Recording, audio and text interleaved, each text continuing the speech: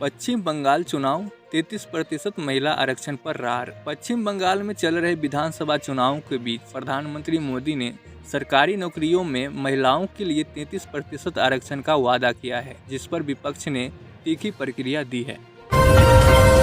PM Modi का कहना है कि टीएमसी के शासन में गुंडे खुद को सरकार समझते हैं। हम बंगाल के महिला को सशक्त बनाने के लिए सरकारी नौकरियों में 33% आरक्षण सुनिश्चित करेंगे। ममता बनर्जी का कहना है कि यह केवल चुनावी जुमला है। केंद्र सरकार ने वर्षों से नारी शक्ति बंधन अधिनियम को लटकाए रखा है और अब वोट के लिए झूठे वादे कर रहे हैं। बंगाल की बेटियां पहले से ही सशक्त हैं। बिहार में शराबबंदी पर नई चर्चा। बिहार में शराबबंदी को लेकर राजनीतिक हलचल तेज है। विपक्ष इसके कार्यान्वयन पर सवाल उठा रहे हैं, जबकि सरकार इसे सख्ती से लागू करने पर अड़ी हुई है।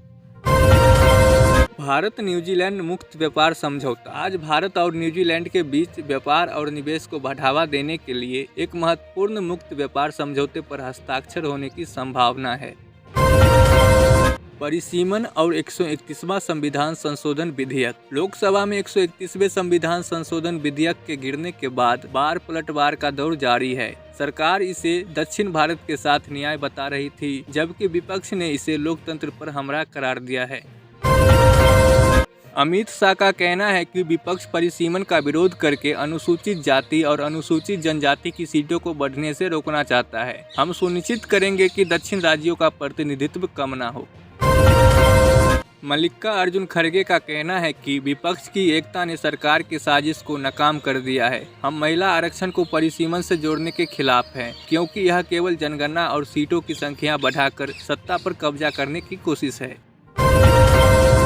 बिजली की रिकॉर्ड मांग। भीषण गर्मी के कारण देश में बिजली की मांग 252 गीगावाट के रिकॉर्ड स्तर पर पहुंच गई है।